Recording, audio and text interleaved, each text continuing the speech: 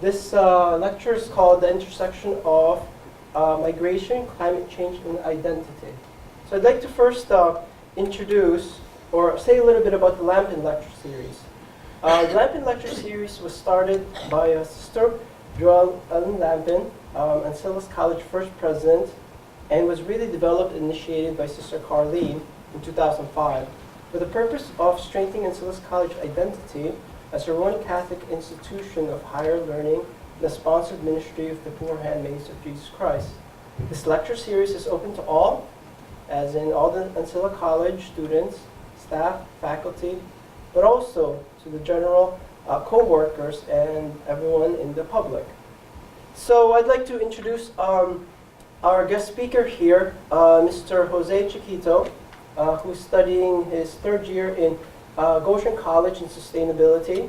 He was born in Mexico and has lived in Goshen College since he was, in Goshen since he was 3 years old. He became an active member in his community as a sophomore in high school and has been engaged in community initiatives, immigrant rights, and eco-justice. And he also has a couple snippets in PBS, which I found pretty interesting. So let us begin now by saying a quick prayer before we transition to a guest. Let's bow our head down and recall the glorious and unholy presence of God. Gracious Lord, as we are gathered here as a community of believers, we thank you for all the continuous blessing you provide us. This wonderful opportunity to come together and learn and share our faith and all the other blessings and gifts. We'd like to pray for each other, especially for the students as they are wrapping up their semester, as well as for the other community members around. Take this time to think of one particular person we'd like to pray for. Gracious Lord, you already know what's all our needs and all the other blessings that you continue to provide us.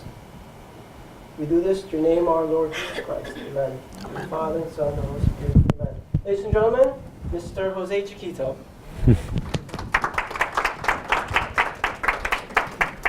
Well, thank you, everyone. And I hope you're all doing well. And I'm very excited to be here today, actually. I've known about Ancilla College for about a year now. And I just know that there are really good things happening here, so I'm honored to be invited. Gonna try to use this over here. So yes, the intersection of migration, climate change, and identity. This is something I've been thinking about for a while now as a student at Goshen College, and I've been exploring different iterations of each of these three things, whether it be in school, whether it be in my personal life, or whether it be in the community. So I am going to mostly be talking about myself, but I hope that will be a way to sort of look at things more broadly, and I'll expand more on that later. Oh, wrong one. So as was mentioned, I was born in Mexico, in the central state of Aguascalientes. It's very small, you can barely see it there because it's sort of blotted out by that green dot. And so Aguascalientes City is also a big city in the state. And my family migrated to Goshen, Indiana when I was 3 years old. Both of my parents, my younger sister, and myself arrived to Goshen in 2001, just as the economy in Elkhart County was starting to boom. In Elkhart County, the prime industry is the RV factory industry, where they make RVs. It's pretty good paying jobs. And that has been sort of what keeps the economy going there.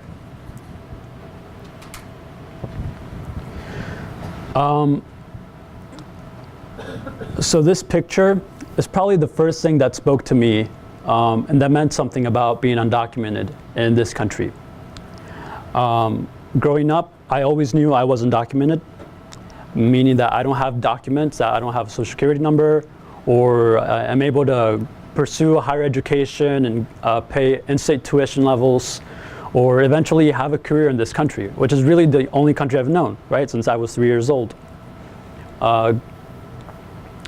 And again, that didn't mean much until 2011, when I saw young people at our country's capital protesting and demanding documents, saying that we are as American as anybody else.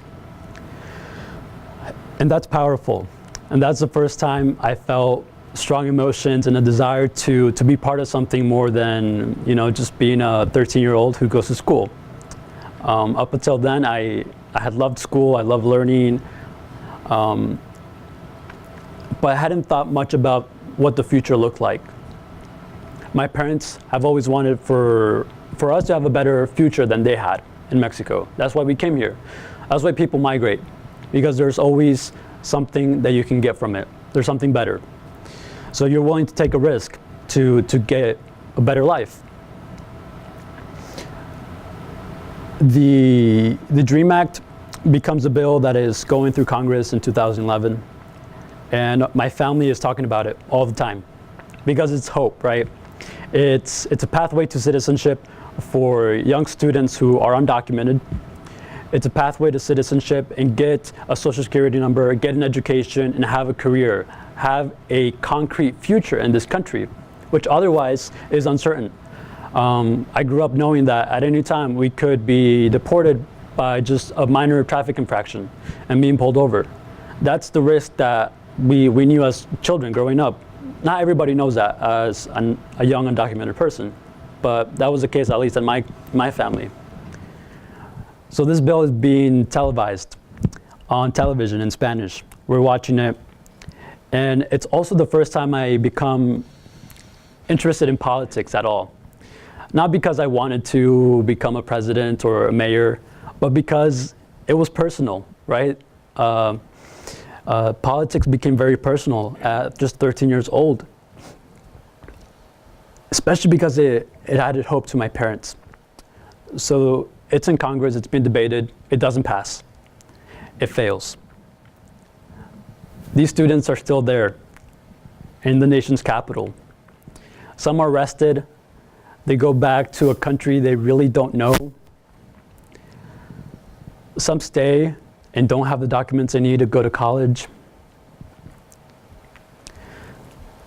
But at the end of all that movement, they still had each other, they still had their families. And that is something that I end up learning about movements. That's something that I learn about being engaged in your community, is that you do end up building community. And regardless of what happens, you have each other. And so a year passes or so, and it's 2012, and these dreamers are not settling for anything. We will continue to fight. And there's this immigration movement, right, that has been going on since the 90s. People have been fighting for a DREAM Act since the 90s, something that will provide us a pathway to citizenship. So that's the DREAM Act. Development, Relief, and Education for Alien Minors Act. Pathway to citizenship based on your age and entry into the country. But in 2012, we have this program called Daca, Deferred Action for Childhood Arrivals. It was enacted through an executive action by President Obama to sort of put a Band-Aid on this huge, enormous, and complex issue that is immigration policy in this country. Yeah, that's a lot of sort of immigration stuff for you, but it's important to my journey and to the history of this country. Because immigration law has not been flat, right? It hasn't been the same at every single historical period. It has changed. So DACA for me actually becomes a tool of empowerment, right? I'm able to qualify in 2013 for this 2-year renewable work permit that gives me a social security number, right? That gives me the ability to go to college, pay in-state tuition levels, and eventually fulfill my dream of going to college and having a career. It brings really a lot of joy to my family. We literally remember where we were when this news was announced, right? And it means I can drive too. I can drive my parents to, when we have to take long distance trips and not risk being detained and pulled over and maybe deported. It also gives me the tools to become involved and not be scared of becoming involved and being in front of authority, which is what a lot of immigrants feel, right? We are difficult to reach communities because of that fear of persecution, of being deported. So in high school, that makes it easier for me to be involved and be sort of the all-star, community engaged youth that people want to see. And so I have some pictures of those times when I started to get involved in high school. The top picture is me sort of creating this bilingual club that went to the local Boys and Girls Club, and we started teaching Spanish to young kids. And this is sort of the first time I started realizing that there are a lot of disparities, right, between Latino students and Hispanic students and the majority white students in my high school. I was an honor student since middle school, meaning that in my classes, there weren't a lot of people like me. There weren't a lot of people that spoke Spanish whose parents came from Mexico. And that really shocked me when I went to an honors banquet with my parents. Everybody around us looked very different. My parents felt uncomfortable, but they were proud of me. And I started asking these questions. Why is this? I started looking in the internet. Why is this? And really, there's a lot of different reasons why Hispanic students and Black students and other minority students don't perform as well as their counterparts, as their white counterparts. And I came across this program called Two-Way Dual Immersion Program, which is basically teaching kids a second language from elementary and not waiting until high school. I'd been taking French, so I was fascinated by languages then. And I thought, well, this is maybe a good program. And maybe if we do something as young people to say, okay, this is a good program that maybe our school system should take, maybe they'll pay attention to us and say, yeah, maybe we should look into that and put it in our own elementary schools. And it didn't happen right away. It took maybe 2 years for our community school system to realize, that two-language system actually is a good idea. And let's put it in one of our elementary schools. So it's in place now. And today, Goshen, Indiana, in our school district, we have about 55% Hispanic, a 55% Hispanic population of students. That's the future of our city, 55%. So that's a minority population. In the bottom three pictures, that's me doing a bunch of other things. In high school, it's the first time that I started finding people that were role models, that looked like me and who had, experiences that I could relate to. These were people my parents' age, sometimes older, that were Hispanic, that were professionals, that had gone to college, and who really cared about their community. And this is the first time where I'm like, wow, this could be my future. I could have a job. It's what really made it real, right? Until then, it had been a dream. Until then, I basically had the tools to get there, but it wasn't something that I could put a face to. And so to your bottom left, I'm there with a bunch of those people, mentors and leaders from my community. People who have since been mentoring me and have encouraged me to keep being an involved person in my community. The second one is when President Obama came to Elkhart County. That was right after, Elkhart County was doing well, and it was in his last year of being president, and was looking at Elkhart County as being a county where there was success, where we had gone from the second hardest hit county in the country to one of the best economies in the country. And all of those are Latinos there. And just to me, that was a moment full of pride and success. The second one is the Maple City Multicultural Festival, a festival that happens now every year, and I was part of a committee that launched that. And in every single one of these experiences, I met people who were much older than me, and I was often the youngest person in the room. That felt like a lot sometimes, but really it was the encouragement and the grace that people gave me along the way of being sort of young and sort of careless in some regards, and not really knowing what I was getting myself into. Don't worry, we'll get to the climate change part. And so we're here. I'm still in high school, and my high school has this program that takes students to the Florida Keys every spring break for a week. We go to a marine biology station and we study the marine ecologies of the Florida Keys, which are coral reefs, seagrass beds. We got to see manatees and live coral.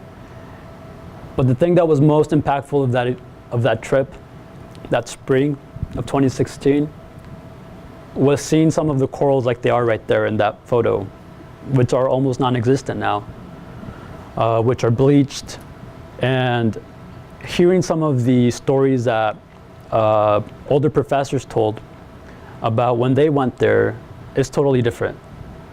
Finding one large starfish was next to impossible nowadays. When back in their days, about 30, 40 years ago, you could see a whole seafloor covered in starfish.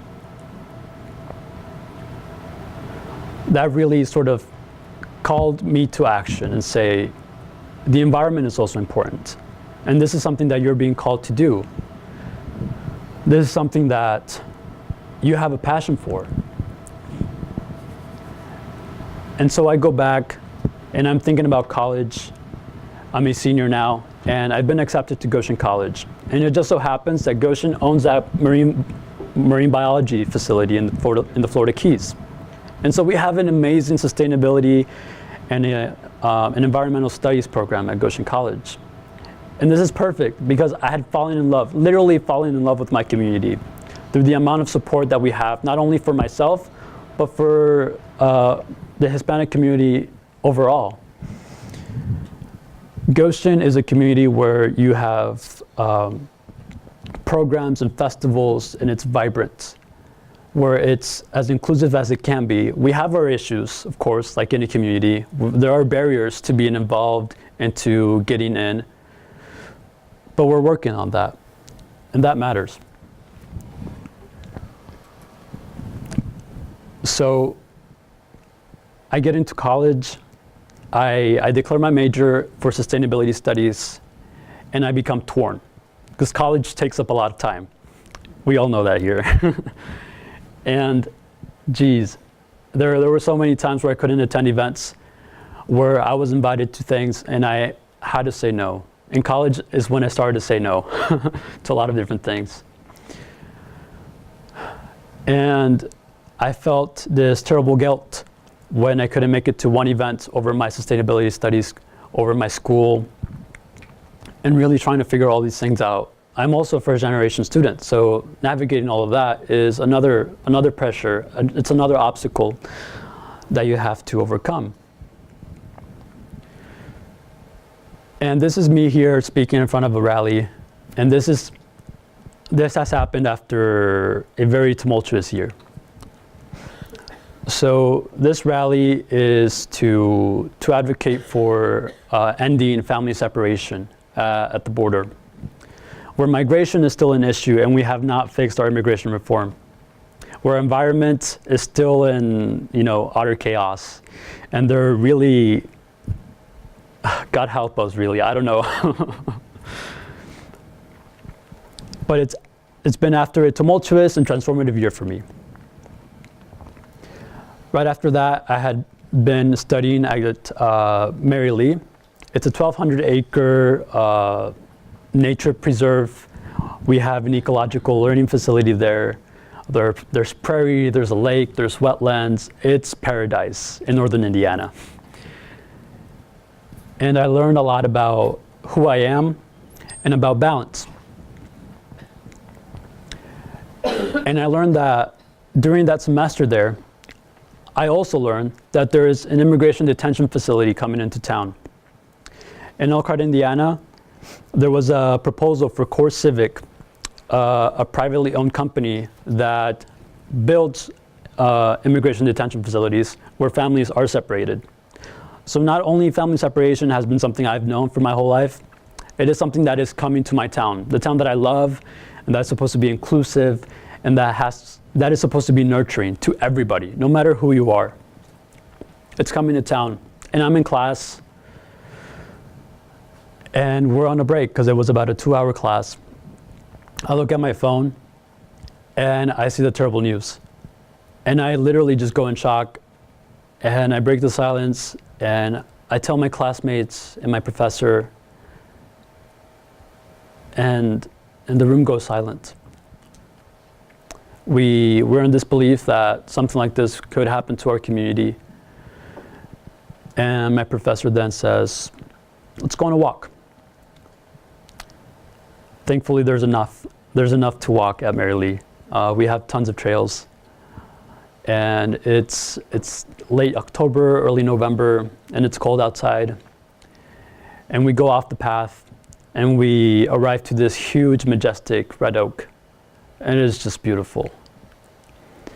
And right then and there is when I am able to ground myself and say, it's gonna be okay. My community has this. It's a grounding moment for me too, because I realize this is where I belong. I am more part of this place than anywhere else, right? The water I drink is coming from an aquifer that's here locally, right? And our body's made up of about 70% water. So my body belongs here. My heart belongs here. The community really comes together, and it becomes a family, right? Because this is what happens in movement building. This is what happens when people get together and organize around good change.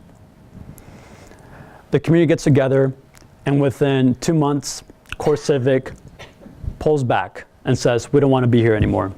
Because by then, there had been a critical mass of Mennonite churches getting together, getting support, speaking out against the Immigration Detention Center. We get the mayor and other local factories to sign on because our economy, again, depends on immigrant labor. This is why my family is here in the first place. This is why we have such a big Latino community. This is why 55% of our children in the schools are of Hispanic Latino descent. It just doesn't make sense. And so here we are, again, after we just had a wonderful triumph in the spring. We're in the summer, and we're talking against family separation. This is the kind of community that Goshen is. We rally around good things together.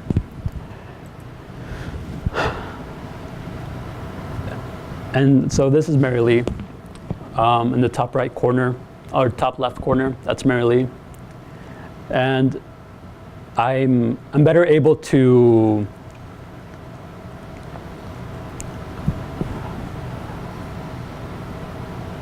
I can have these two identities of me coexist, right? These two passions of me coexist. My passions for fighting for immigrant rights and for the environment, they can coexist eventually. Because I am part of this place that I care for, and I have to find a place to care for it while I can do sort of this immigration justice work. So social justice and environmental justice don't have to be separate. They can be together. And during my time at Mary Lee, I learned about this concept called eco-justice, which is recognizing that we humans are also part of nature, and the most vulnerable people in our community, and our human communities, have to be at the front and center of the issues that we discuss. A better life for them and a better life for non-human creatures is a better life for everybody. That is what justice should be about. We shouldn't have to have a special name for it, eco-justice, but we do.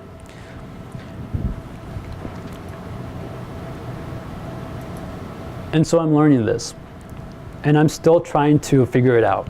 And there are things where, I can't come into an immigrant circle, I can't come into an immigrant justice advocate circle and say, let's talk about the environment, because it's almost non-related, right? It's totally different.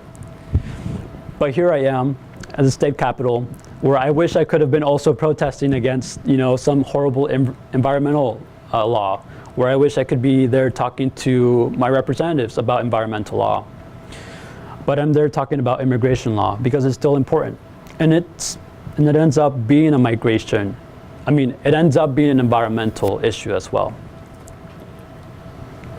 It ends up being an environmental issue because with climate change, we'll have more displacement of people.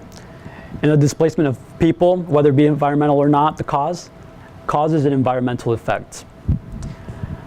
Having thousands of people go from one country or from one region to another will have impacts on the quality of life, on our water, on our air, on the amount of resources that are used. And we have to start thinking about ways to prepare for that.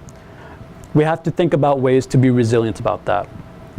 And in my 3 years at Goshen College, I have learned of really great ways to think about how we design our cities, how we design our communities, how we interact with each other, and be more intentional about caring for our environment. It just so happens that community work, what you learn about community work is that relationships are so important. And if we can replicate those interpersonal and meaningful relationships that we have with each other at the ground level, replicate those into our national and international policies, we could be so much better off. We wouldn't have the kind of nastiness that goes on in our national politics or even internationally.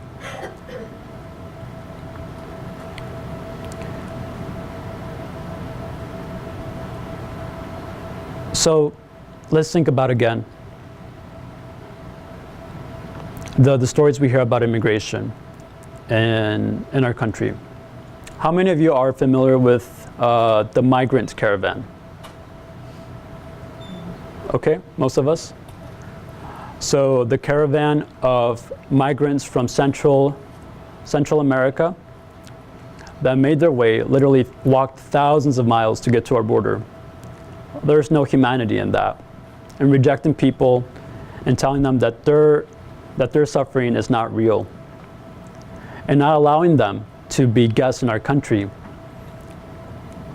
We're going to have a lot more of that. And even within our own country, we'll keep having cases where people cannot keep living where they are because of environmental change, of climate change, where we have flooding, where we have severe storms.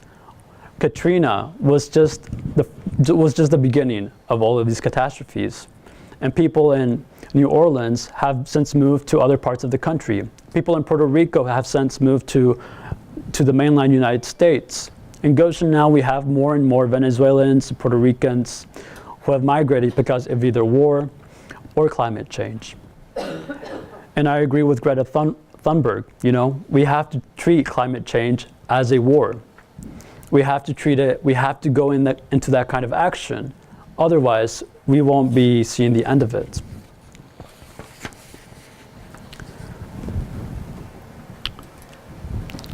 So again, eco-justice. Eco-justice is justice in terms of distributing rights, reason, and equity to every living thing, including people, including non-human people, including non-humans. And so I think this has really helped me to reconciliate those tensions that I have been going through in my studies and in my involvement in the community, has been to find ways to advocate for migrants that we'll have to look at in our country, right? We'll have people coming to the Midwest. We'll have people coming to the Great Lakes region. Our region is so rich and abundant with resources that it is bound to happen. And it's only a matter of time. And then again, sort of thinking of who I am too, being bicultural, growing up in the Midwest, I've come to accept that I'm also Midwesterner. I'm also Midwesterner, and that's okay. And we need to change these narratives. And so just trying to draw from all of this, I've gotten together with a group of of friends and students from where I live to think about these things more intentionally, to think about climate change, identity, and food, and climate change all at once, and trying to break down these big issues. So we're thinking globally, but acting locally. I may not have the answer to all the immigration issues. I may not be able to go to the state capital or to the country's capital and protest or talk with my representatives on climate issues or immigration issues. I may not be able to split my studies evenly, right? And study sustainability and study immigration policy. But we can do something locally. And that's where I want to go from now on in my own college career and in my future career, I hope, is that ground zero is literally here in this state, in this region. When we talk about climate change and immigration, Indiana is not very progressive on those ends.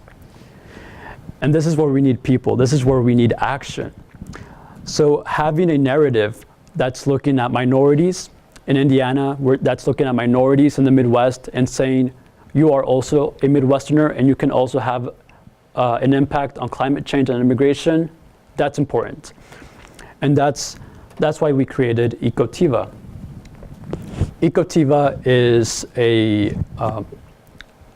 hopefully a movement, maybe an organization that looks at both identity in the Midwest and eco-justice and all of these things that I really care about.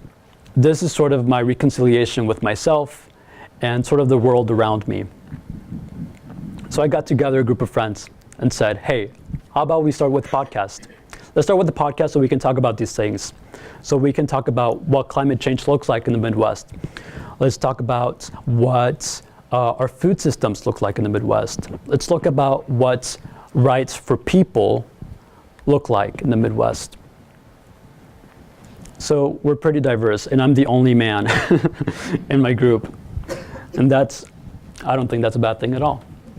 And so our mission is to be a movement-building platform on eco-justice, identity, and food to transform the narrative of marginalized communities in this region. And we do that with a story at a time. We do that with a concept at a time and breaking down these things.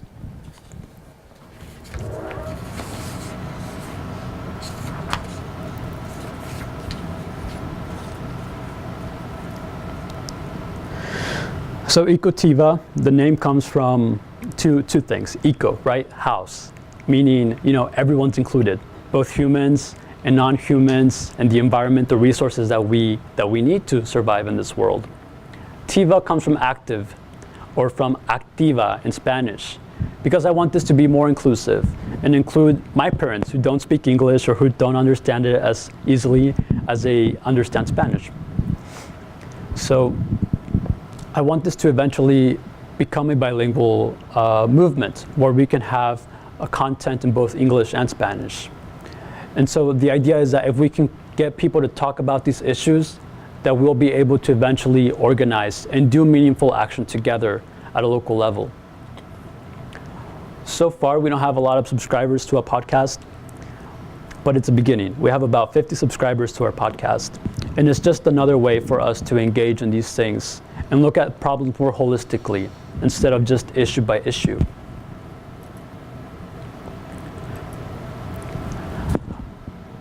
I've come to the end of my presentation here and would probably just like to once again thank you all for being such a great audience and allowing me to share my story.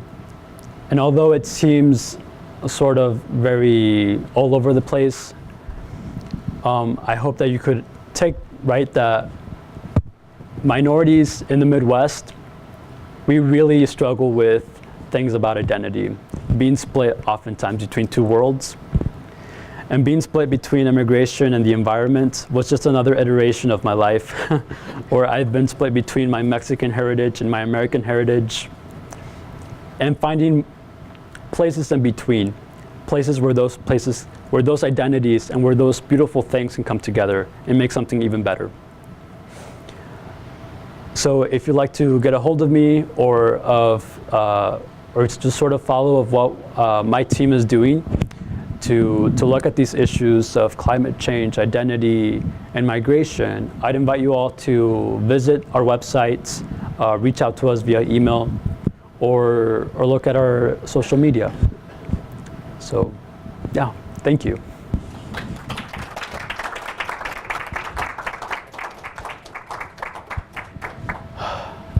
Yeah. It's time for a Q&A. Anyone who's interested in slippers, questions or something. Yes. All right. We talk about immigration into America. You know, deaf people, when they have to immigrate too, it's a completely different situation. It's super hard. I mean, what do you think about that idea? Yeah, I can't say that I completely understand, but in some way it is just knowing a foreign language. I know that for my parents it was difficult adjusting to Goshen, to everywhere around you speaking a foreign language, speaking English that you don't understand, making signs or gestures that could help, but sometimes are not helpful at all. So I think I know where you're coming from a little bit on that end, and because I'm not deaf myself, I can't fully answer your question. All right. No. Yeah, my experience, I have to ask questions, and you know, like different people from Germany or France or Mexico, you know, English goes completely over their head because it's a different language. So. Right. Yes. Thank you for your question. No. Yes. The 2-year renewable work permit, as yourself as an individual, or any individual, what are the who's, what's, and how's of the 2-year permit as far as acquiring it? What all do you have to go through? Who is eligible to apply?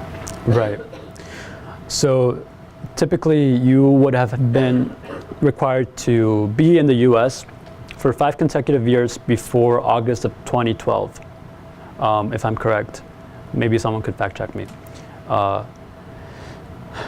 And it was within a very specific age range as well. You would have to have been between 15 and 30 at that time, and would have been a minor when you entered the United States. So it doesn't apply to anyone who entered the United States when they were an adult. And so every 2 years, you reapply to be approved for the program. You pay close to $500 now just to apply. And then you risk being denied if you have a minor crime. Typically misdemeanors are okay, and you are eligible. But if you have anything bigger than that, you are at risk of not being even considered. And you lose the $500 if you're denied. Yes. Mm-hmm. And how are your parents involved? Are they involved at all if they are not legal? Is there any reflection or any threat? No, this is only for the people who qualify for the program. They don't receive any kind of benefit at all from the program. Instead, they have helped me to pay for this when I was in high school, and now I mostly do. I'm able to pay for that myself. And your proof of identification, 3 years old, you have to go back to Mexico and find that birth certificate? Yeah, you have to. Yeah, the first time you apply, you do have to have a whole suit of proof that you've been in the United States for 5 consecutive years, that you have not left. You have to get some of those documents from Mexico translated, which is another fee, plus the trips for consultation.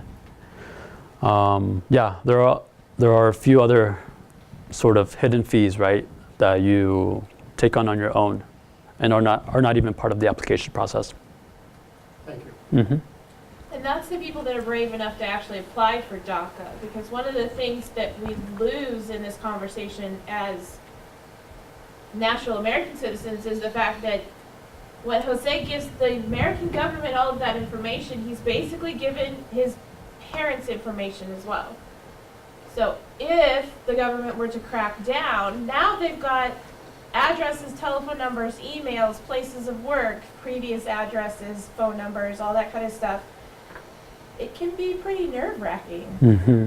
Yeah. And it's a decision that the entire family has to come to say, is it worth my child having this legal status, but risking everyone else in the family who may or may not have qualified? Right. Yeah. There were about 800,000 people that could have qualified for the program, but not all of them indeed have it. Yes. What's the process to full citizenship now for you to be full citizen? There is none. So if you enter the United States, through any other means that is not legal or in the books, there really is no way. You would probably have to go back to the country of origin where you are from, and for penalty of entering, illegally to the country, you are giving sort of a 10-year ban on entering or reapplying for anything.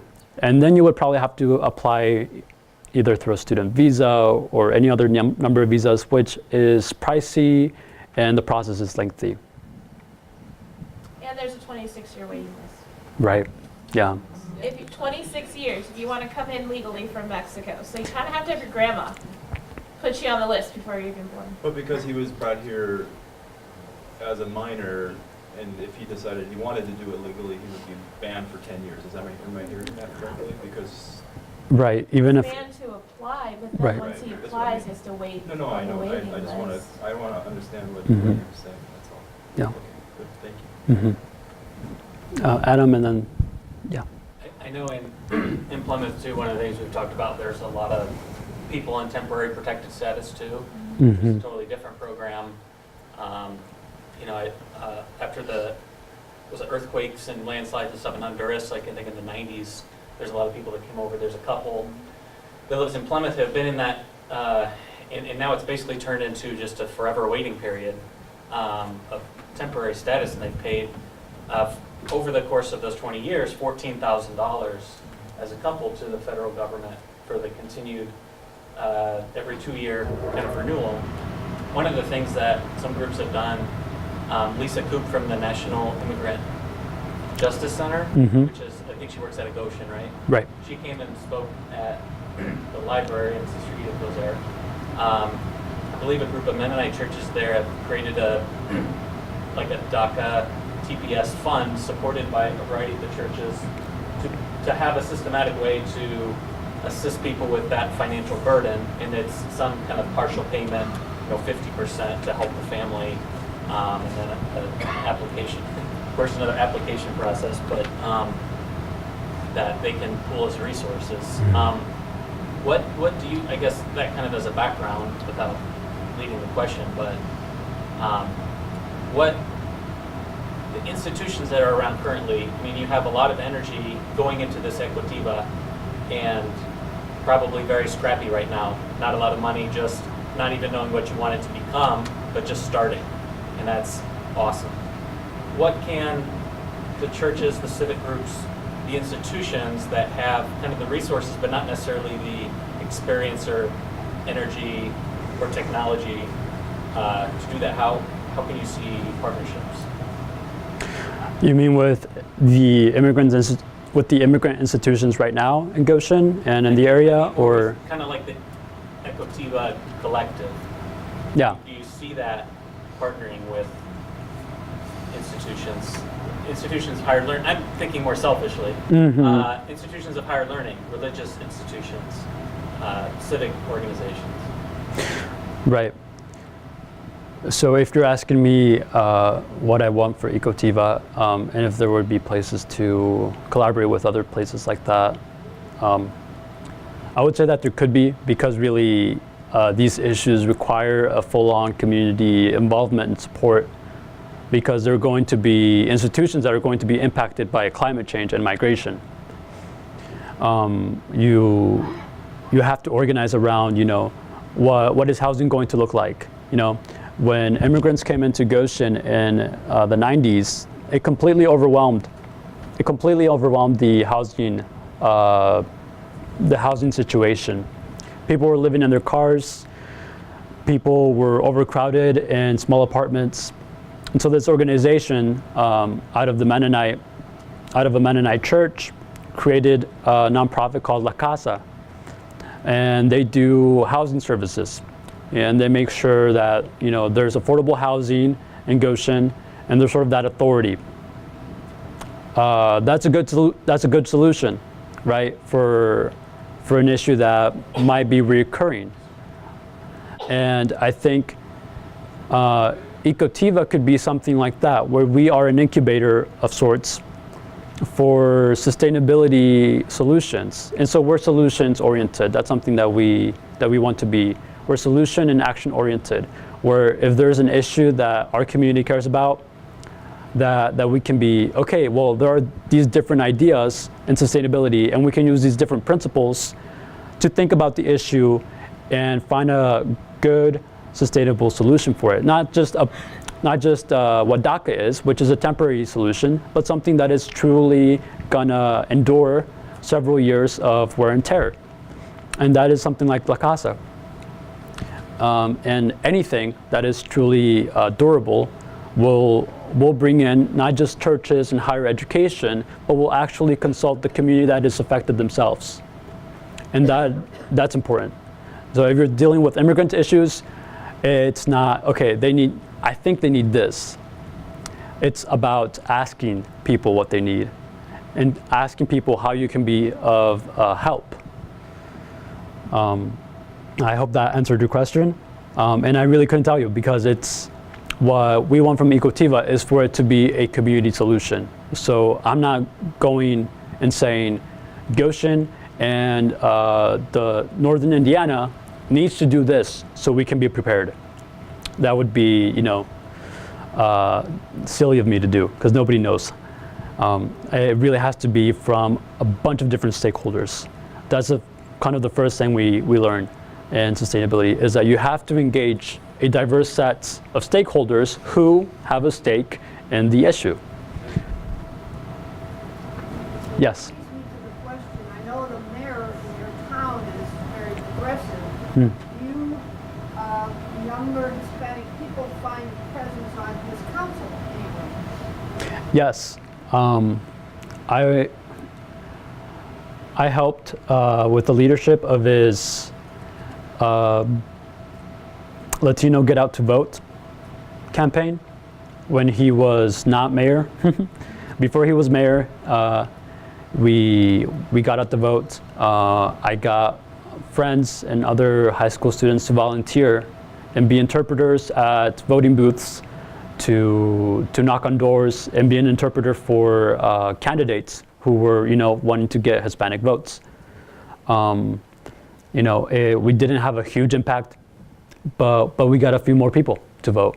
In Goshen, we learned from 2015, which is when he was getting elected, that there were about 1,000 people, 1,000 Latinos who could vote, but only 10% actually even vote. Because a lot of them, get their citizenship, but they're really not helped through the process of getting registered as a voter, which is a completely different process. It's more applications, it's more, paperwork in a language that they probably still don't understand very well, but they're citizens. So, yeah, and what Jeremy did well is actually a good approach, is a good sustainability approach, which he said, we have a large Hispanic population in this community, so I was invited in the summer between my junior and senior year of high school to this Hispanic roundtable, where he said, I need a committee that sort of oversees, right, the outreach to the Hispanic community. And that's brilliant, because that's what should happen, right? When you're attempting to help someone else, you need a community liaison who is part of that community. Mm-hmm. And since then, he has He has a Latino advisory committee, and he meets with them every month. And he invited me to be part of that when he got elected, but I couldn't because I was in college. Yeah. You spoke about a lot of good things here. I really appreciate it. But I think I gravitate towards would be this bicultural or multicultural upbringing that you have, and then at the same time tied in with the first generation college students. So if you could expound a little bit more on that, on what are some of the struggles that you came about, that, and how have you addressed it now, being multicultural and the first generation? I think this is more for the students around here. Yeah, thank you for your question. So yeah, there are tons of layers to... Extra added layers. Right, no, yeah.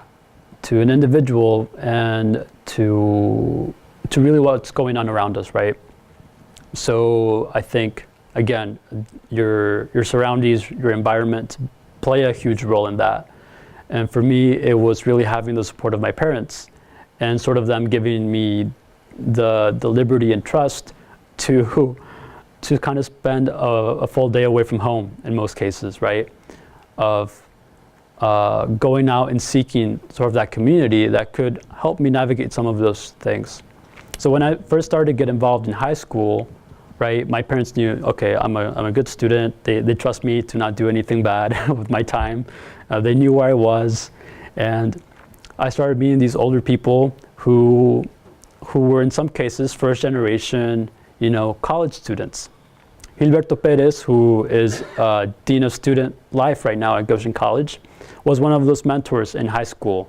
He was working at the college then. He was a sociology professor.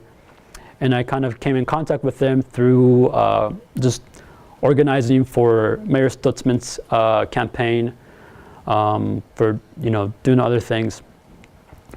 And just having those role models was important. Having mentorships where they said, well, if you need help with your college application, let me know. And that's probably why I stayed in Goshen too, at Goshen College, because I ended up meeting a lot of Goshen College either professors or people who worked in the college who said, oh, cool, where are you going to college? If you need any help, let me know. And it wasn't that they were trying to encourage me to come to Goshen, but it was more really that sense of community. My parents helped me a lot with, making sure that I had a ride to one activity or the other. The college application was, it was having a really good admissions counselor who was bilingual, who could talk to my parents, and who was able to walk me through the application process too. That was, that was so much help. And so really just having an entire village behind me, that's probably why you don't see me alone in many of these pictures, except maybe in one. It was because I was always surrounded by people who were helping me along.